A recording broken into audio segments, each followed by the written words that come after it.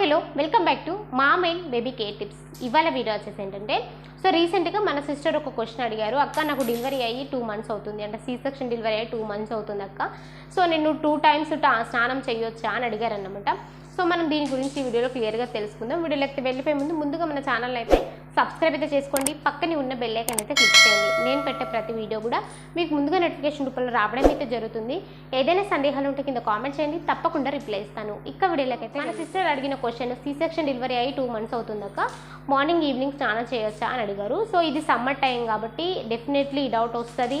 So కొంతమందికి body బాగా చిరాకు చేస్తుంది అనమాట చెమట వల్ల. సో చాలామందికి అలవాటు ఉంటుంది 2 times చేయడము.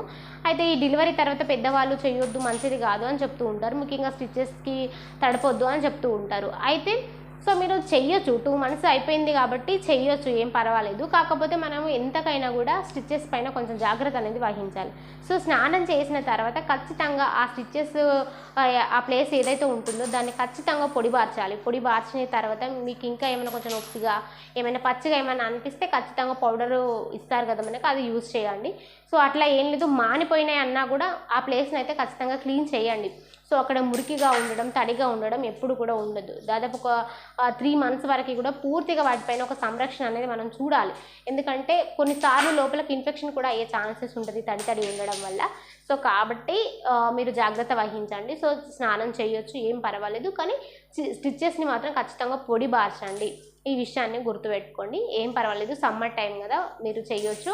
2 months కంప్లీట్ అయిపోయింది కాబట్టి ఇక వింటర్ సీజన్ లేదా అంటే వర్షాకాలం వచ్చేటప్పటికి మనకి ఎట్లాగో అంత ఉక్కపోతే ఏం అనిపించదు, డే టైం ఒకసారి చేస్తే సరిపోతుంది. సో సమ్మర్ టైం మీకు అట్లా అనిపిస్తే చేయొచ్చు. ఇంకా ఏమైనా సందేహాలు ఉంటే కింద కామెంట్స్ చేయండి, తప్పకుండా రిప్లై ఇస్తాను. Thank you so much.